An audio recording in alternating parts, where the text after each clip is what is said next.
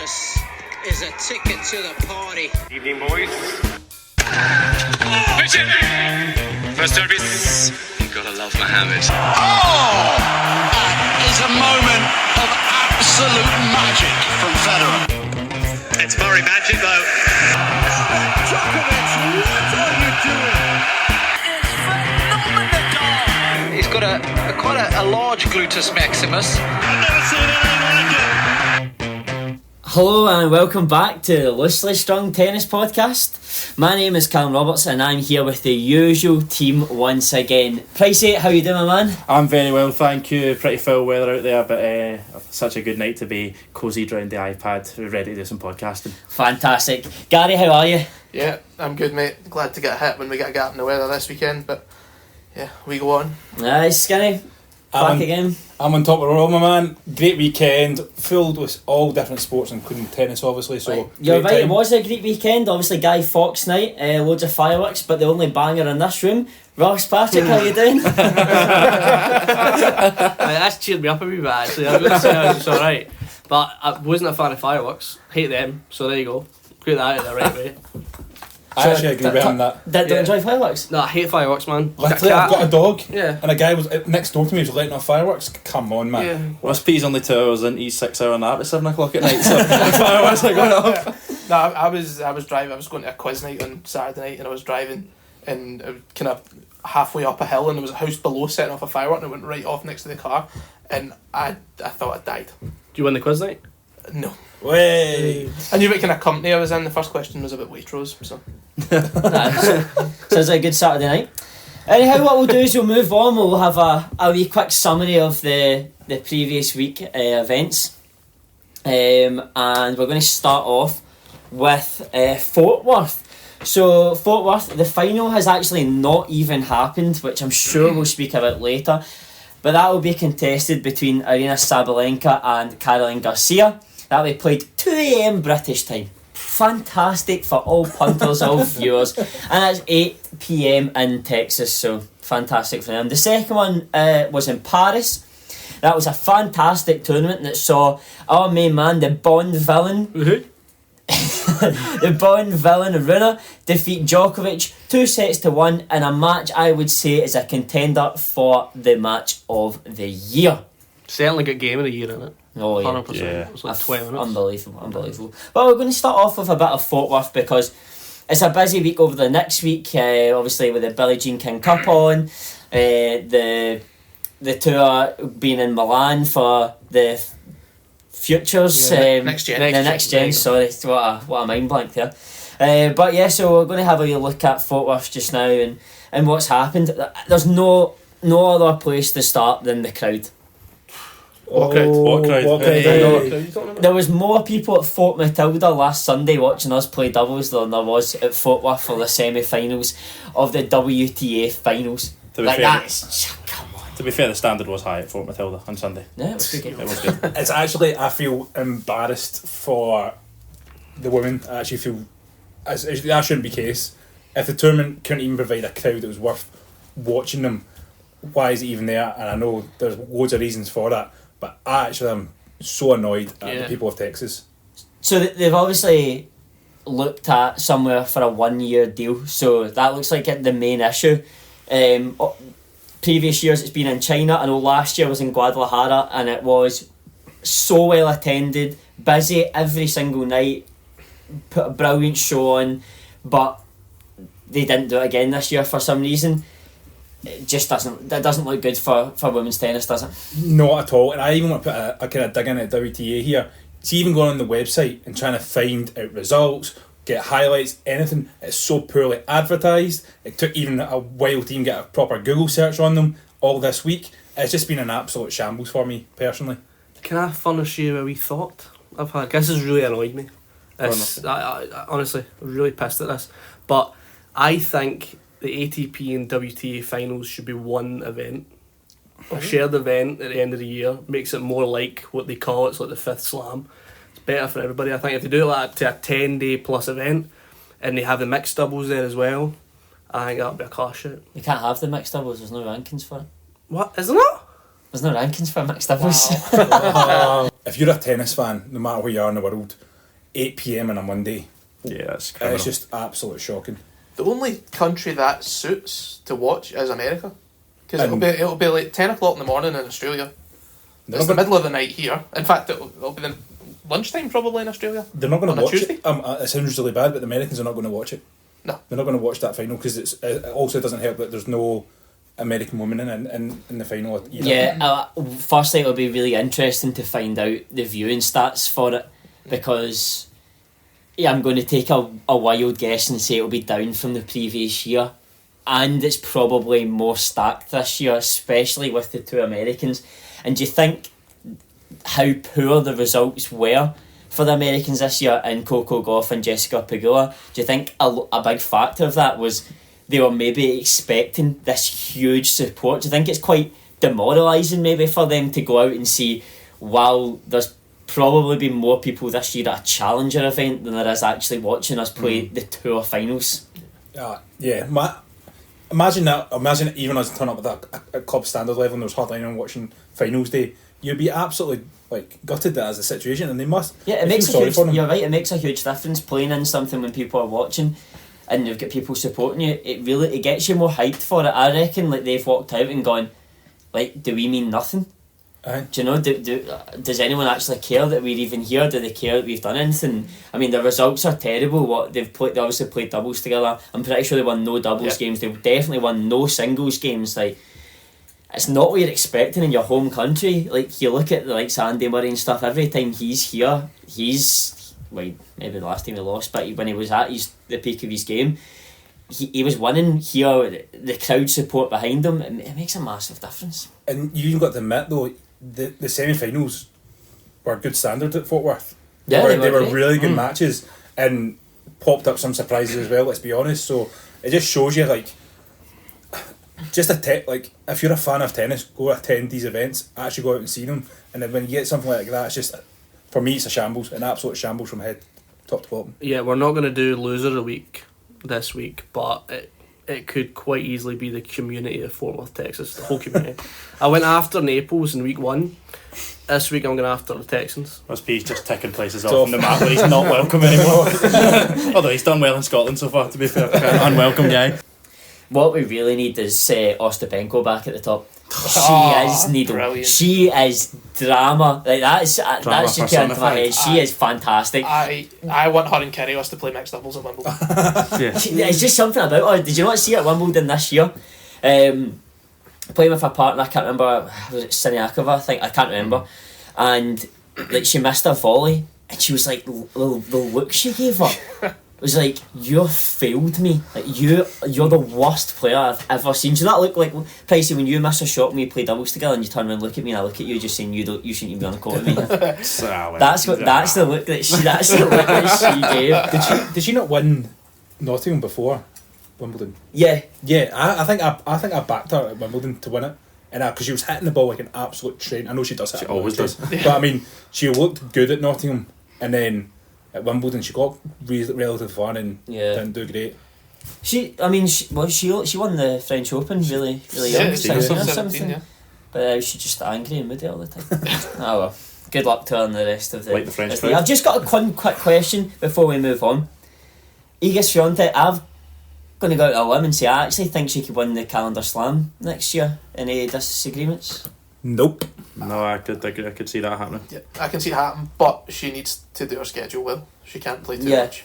And I know Ons Jabeur said that she wants to be world number 1 next year, but I cannot see anyone, especially in the women's game, winning 4 in 1 year. I just can't. It's just, I find that's an incredible feat, and if she does it, then I'll be the first one to admit I was wrong, but that is too much to ask. that's not my prediction for any prediction. You You can't go back on that now. I know. So we're going to move on now and have a look at Paris. Jesus Christ. Alright, Holger Rune, the main man. Honestly, boys, how good is he? How impressed are you at his just genuine talent? Oh, I'm shocked. If you told me at the beginning of last week that he was going to go on that run and win that tournament, I would have laughed in your face. But boy, oh boy, that was just incredible. Actually, incredible. I'm a bit speechless on this one, I'll be honest with you, because how good it was. I've got some stats here. First player to beat 5 top 10 seeds in a tournament. What? One seed, what? Serve quality, 4th. What? Return quality, 8th. What? Forehand quality, 5th. What? And finally, backhand quality, 1st. And a beer. And a Bloody Mary. The backhand's a joke, isn't it? Ridiculous. It is. Jeez. It's the way even he was taking Djokovic's serve. Second serve, it was literally 4 foot in the baseline, just pinging winners off it, and you're going, jeez, It just builds some balls on you doing that. I think it's so impressive to be on a court with Djokovic, who arguably has got one of the greatest backhands of all time, and for everyone to go, oh, look at Runa's backhand. Like, it's unbelievable, I think. He's just so unpredictable with it. You think he's going to build his way into a point with it, or he just absolutely smacks it, or vice versa. You think, oh, he might actually have a chance to hit a winner here, and he'll come away with a wee drop shot or a chip and charge. He's phenomenal. It is absolutely fantastic, and you know, if you're listening, Holger, which you might be, Could be. if you're like, Well done. yeah, that's all we have to say really on it. It took us by surprise so much. We were hooked on the WhatsApp group, like, just could not believe what was going on here. You mentioned earlier on that was match of the year candidate. Can you think off the top of your head right now? I know it's a bit of a difficult one. Where's a better match?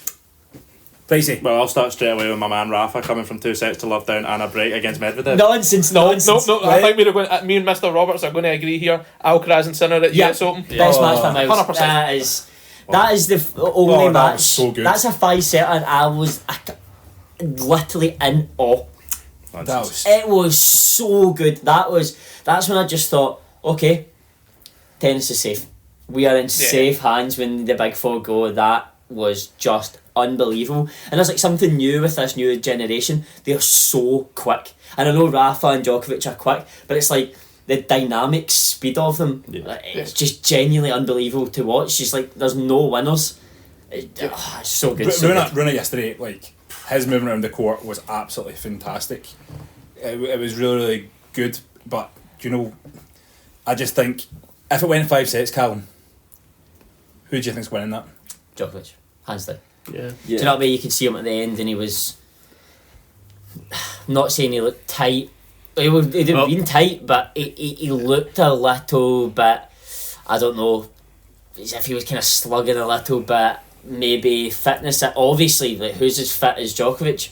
Is there a reason? Well, maybe just have a look at that later. But he did look a bit slow at the end. I think if Runa hadn't served that out and it had gone to a tiebreak, he wouldn't have won it either. No chance. I think that was his chance. He took it, fair play, but that was his only chance to win it, and he took it. As soon as he went down a break at the start of the third set, I thought it was done. But what you said there, he could have brought it back again. He done it once. Nothing stopping him doing it. Do you think it's the Stan Wawrinka in his head? Stop acting like a baby. You know, how good is that though? But we've named him the Bond villain before. Like, if you're getting someone coming up to after a match and being like, "Well done," but grow the up, like I mean, we've all played against people before where you've wanted to turn around at the end of the match and go like, "You're a." Yeah, you know, we're not playing at that level. We've had that like older men as well, not just young guys on tour, like guys in their 50s that probably should know better, but there's pricks everywhere. But you know, that's what the P stands for. Ross P. I love it though. Like, I think, like, do you know what? Like, he's obvious. See, because he's acting like this on court, or if maybe he makes these wee comments. I think we've spoke about before. He's had a few comments we wouldn't like to repeat on the pod, but it's obviously it's winding people up to play against. You know, and like we all know, there's nothing worse than playing tennis and really disliking the person across from you or being wound up by the person you're playing against. It's very hard to beat. It's very hard to beat, but as a fan watching it, you got to bloody love it. Yeah. Honestly, like, Hogan, like, make it even worse. Yeah. Get and take all their heads, and as a fan, we'll be watching it, loving it. Well, if I can give any advice to even maybe Holger, not that he maybe needs it now, he's maybe proven he's at that level, any up and coming juniors or young players, you just got to have that zen sometimes. Sometimes you just got to be relaxed. Don't win any points for smashing your racket. The patented Price's Zen. It is Pricey, you don't know anything about Zen. the year of the zen. I'd just like to say, me and Callum played in our club championship, our district championships this year, and he certainly lost his Zen. Didn't you? Care to comment? Don't admit, I'm not a singles player. So, obviously, I had a look at who'd won slams this year and the rankings at the moment, just to see where everyone was sitting. I just had this question in my head for you guys and for everyone at home. Like, if you're interested, give us a little comment on who you think will be the next new Grand Slam winner. That's what I want to know. People at home, people on the pod, who wins a Grand Slam next that hasn't won one before? My prediction is Yannick Sinner. Ooh. And I think it could happen as soon as the Australian Open. Wow. Because I think that's a tournament that's going to suit him. I think he's at that precipice of going to the next level, and I like the guy. I think he hits a ball so well, and you're talking back to that match against Alcaraz. If he beat Alcaraz, he was winning that as well. Whoever I felt, my opinion. Agree. So I think if he can make that next step to a final, I think he'll be the one to win it. I think we're going to be sitting here in about a year's time without a new Grand Slam winner. Although actually, to be fair, I think we will have had the US Open, which is where I think it will happen. I think we'll see someone like Medvedev or Djokovic will win Australia. Rafa is going to win Roland Garros again. He's got one more year in him, I think. Going to see Djokovic win Wimbledon, and then it's the US Open's the only one I think's up, and for me it's going to be Casper Ruud. Well, US Open's been the one. Oh, okay. Alright. Don't know about that, mate. But US Open's been the one in recent years that's a bit more open, isn't it? Yeah, it's fun. But no one's ever capitalised on it. No, they haven't. It's been a bit more. They had. Well, Dominic Thiem. Nobody never won anything. That's the worst final of all Yeah. time. The two of them didn't You want know, to win. Medvedev's not won anything since it. Team's not won anything since that. Sort of And dipped since it's- then. Oh, well, Alcaraz, like, Team you had- think he would, but I Thiem know, had no, a but still. career pause and injury. I know, still. Yeah, but Cilic won it in 2014, didn't he? Yeah. That was And 8 that- years ago, though. I know. Well, I still- know. A long still- time in tennis. Hey. Still happened, mate. Right. So Cilic won it. Who's Medvedev, Team. Who else? No one else. Alcaraz. Well, I mean, But he's not got kicked on yet, has he? Yeah, He's injured himself and pulled out of the kick on finals. now. But I think Runa might win that next year. I did say, I said it week one. He's going to have a better year next year than Tsitsipas, and I think he was going to win a Masters next year. He's already done it now, so I'm Yeah. going to upgrade. That's a wee upgrade sound. I'm going to upgrade my prediction. He's going to be the next new Slam winner. On you go, Gary. Dispute it, Gary. No, On you go. I'm not going to dispute. I'm Fine. just the thought there.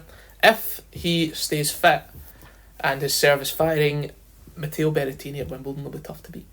Yeah. Oh, God, I can honestly think. Good looking guy, but most boring tennis player I've ever watched in my life. A handsome bastard. And he's Yeah. and he's made like glass. Come on. I know. And that's Chocolate. why I said Yeah. if he stays fit. He's cursed. He's got a curse of. Do you know them players that just always get injured? That's him. He is done. I'll say that though. A player that was cursed and got injured and still won a slam. Juan Mato del Potro. Can't say his name. Who's Juan Martin? Who's Juan Martin? As usual, guys, I get his names always wrong. No, I think Berrettini's a bit like the Olivier Giroud of tennis, isn't he? Yeah. Unbelievably handsome. Everybody loves him, but just never really reached the highest heights. Speaking of Italians, do you see Musetti doing anything next year? No, not even interested. Fair. That's a Right, that's a big interested. Hulk Hogan slam put down there. My thanks for that, my pick for the next slam winner, I think it would be American. I'm going to pick two. I think it would genuinely be Tommy Paul or Francis Tiafoe.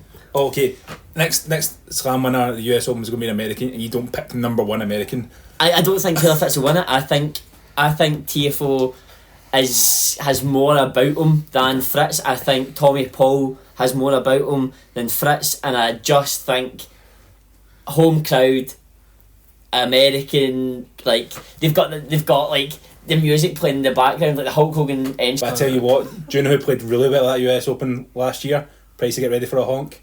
Taylor Fritz. Honk. Jeez, I know. Let's pick him up. So we spoke about Djokovic before, and he's under a little bit of an investigation.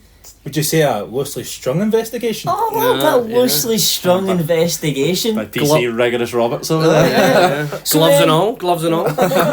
So he's there's obviously a video going about of Djokovic's camp. Goran Ivanisevic and Marian Vida, and they're kind of blocking the video a little bit of pouring into the chemistry. water. Yeah, Special elixir. Yeah, a little Heisenberg in the team.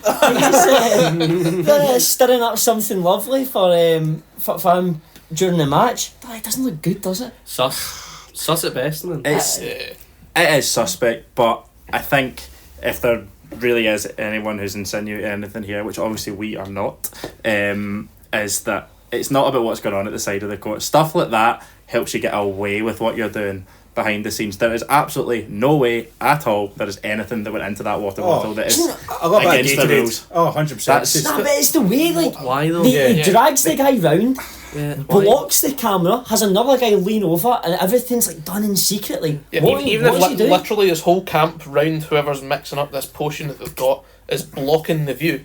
Yeah, that's the thing. That's what drew people's attention to it, Yeah, I think. see, if he just did it normally, no one would even question it. Just like, he's putting in a- Why act so suspicious? Because it draws your attention into the moment there, and then if an investigation does go ahead and they find out nothing bad happened, they can kind of get away with it. Like, that's the way I'm looking at it. I'm not trying to say that it's squeaky clean, but what I'm saying is you get everyone's attention by doing something mega suspect, and then it turns out it's just Gatorade, and then everyone sort of backs off you a wee bit. What I'd like to see happen is the media have a little bit about them and ask. Yeah, 100%. Do you know, like, stop backing off. Just say, like, your job is to ask difficult questions. Say what is going on. Like, tell us what's in the water and why that happened. You mean Djokovic? It's tough because he gets a bad rep a lot of places. You know, not everyone's not the fan favourite everywhere. We've seen it, we've heard it. It's just not going to help him. But same way, I feel like he kind of preys on it a little bit and enjoys it. He picked his own coaches at the end of the day, so he knows what he's doing. Which leads me to a little question for you, boys. And again, for everyone, if you're listening. Outside the top 4 players in the world in the men's tour, because everyone would pick them end of the day. Of course. Who are you picking as your coach? I'm going to go right in with Juan Martín del Potro, who I've been lucky enough to have an experience with already. Tennis. What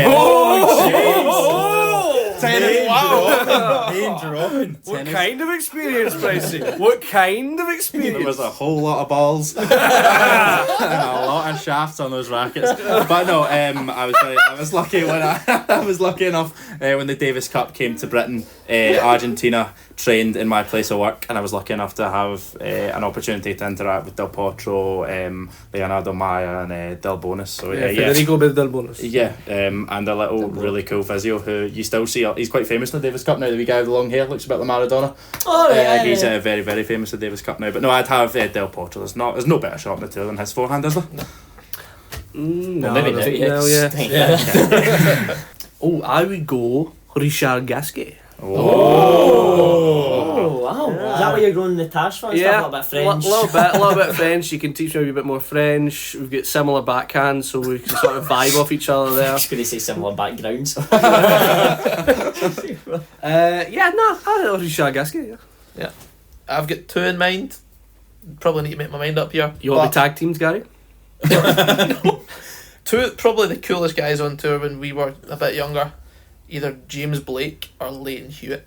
Oh, okay. Alright, okay. Pick one. Guys that will get. I'm going to go James Blake. That guy's going to get you hyped. That guy was a workhorse. He's going to get you hyped. You're going to be in the zone going into any match. I'm going to pick another American for me, and I'm going to pick Big John Isner. The reason is he's a serving machine. I need that. I'm really bad at serving, so I just need help there, right? And then he's not going to give you an extra few inches. Also, What's going on? the big guy is friendly as anything. Yeah. Also, he loves the wrestling, so see, like healing it to the crowd, giving it back to them, get a good entrance music. He'd be on board with me, and from the sidelines, he'd just be like, "Give him an RKO," you know what I mean? Yeah. Do you know what? I was struggling to pick mine. I thought, do I really need help on the tennis side of things? Probably not. Oh, fuck off. Wow. He's a But I'm going to pick Thanasi Kokkinakis. I think he's got some night out in him. Great name. Like imagine, I mean, like that's what I'd pick out for. Totally 100% night out, like going out, me and Tanasi taking over Australia. That'd be so good. You would have one session with him and you'd come back with that stupid ear piercing. Oh yeah, 100%. Have a nose piercing and everything, but for me, not interested in the tennis side of things. Who am I spending? I'm spending like what every day with him. Me and him definitely taking over Australia. I'd love it. That's the dream. In between flights, different countries, be games of FIFA and all that. Bonding No, sessions over tequila. I'm pulling out all the tournaments, so we're just going on a night out. Okay, so just before we get our predictions in, we've got the final part of the show that none of the boys actually have a clue what's going on here. No. Oh no. So this is something you can play along with at home, but the boys don't have a clue, and we've actually got a 5-question quiz. Sorry, a 6-question quiz here. Alright, so only 2 are going to be playing in it, and I've got the wheel of names. So the first person playing today is going to be... Oh, it's not me. Oh, It's Skinny, Skinny, baby. He's in, so he's got the pen and paper, which is fantastic, and he's going to be playing against... Oh, Gareth Brown. Sunday name. Gareth Gates. There we go. So, boys, we have 6 questions. Okay, you are not going to have a lot of time in between questions to answer. I'm going to rattle through them, then I'll give you the answers and you read them out what you've got as well. Alright, Sounds are good. we ready to go? Question 1. Who did Holger Rune beat in round 1 of Paris? Would you get that, Pricey? I would get that. Must be. Easy. Just look at the tree. Okay, moving on. What ranking is Cam Norrie just now? Oh, that changed. Did that change today? Good enough. Just write down your answer, Gary. Sorry, Oh. just let you know. So it's on the paper that counts. Ross Skinner is a quiz master, by the way. Yeah. Okay, question 3. What replaced Ball Kids in Sao Paulo in 2016? That's a good question, and I went right deep to find that one. Good one. I think you'll enjoy that. Good for you. This is one that I know, Pricey, you'll love. What's Nadal's favourite food? Oh, easy peasy. Lemon squeezy. It's not lemon. Question number 5. What nationality is Arina Sabalenka? I know that. Just saying. Oh, these are tough. And we're going to stop it at 5 in case we need a tie break. Okay, we might need a tie break. If we don't need it, I'll ask you the final question anyhow. Okay, boys, so I'm looking for answers. So question number 1, we've got who did Holger Rune beat in round 1 in Paris? Ross, what was yours? I did not know the answer, so I put down Richard Gasquet. So We've already spoke about it. That's Wow, it's horrendous. Stan the man. Stand the man. We've spoke about it so we today. did. Shows you how much you listen. 1-0. Question 2, Cam Norrie, what ranking is he? 12. 14. 14. Ding ding ding ding. Wow. Okay, who replaced Ball Kids? What replaced Ball Kids in Sao Paulo in 2016? Dogs. Bulldogs. Bulldogs. Give him that. Yeah, dogs. you get it. Okay. Nadal's favourite food? Paella. Paella. Paella! I honestly did not tell him this before. And Sabalenka's nationality, country or nationality, go for I it. said Slovakian. Technically nothing at the minute, but she's Belarusian. She's from Belarus. That is a full house for Gary Brown. Oh no! And if you're playing along at home, please let us know what you scored. Final question for all the boys, question 6. How many sets were played in Paris as a whole? Wow. Is that for everyone? Just the main draw. How many sets were played? 100. 195. 74. What? You just 243. 127. Oh. Okay. Who was closer? Was my 74 closer that you 100. just laughed at? 100. Oh, right, fine. Okay, so we're going to move on to our final predictions. And we're going to predict the Billie Jean King Cup winners for next week because we will actually be attending it next week. Yes. Not as media yet, Yeah, but we're it's coming invited. soon. It's coming soon. We So were invited, I'll but we start stayed off. humble. I'll start off. I'm going to back what I backed last week, and they backed them again. I think they can't have as bad a week as they had there. USA. That is fair. I'll come in second. I think the Spaniards are going to do it. Spaniards have got it in them. Canada for me. Ooh. Leila Fernandez performs on the big stage. Czech Republic. I don't know how we've all predicted different countries this time, but I'm going Kazakhstan. left field, but yeah. they're Right all. back in him. Well, they have Well, Borat in the media room. We'll be meeting him if so. Anyhow, thank you very much for listening. I want to plug us a little bit again. Follow us on Twitter, Instagram, TikTok, and anything else you can find. That is at Loosely Strung TP. And thank you from all the boys. Thank you very much, folks. Cheers.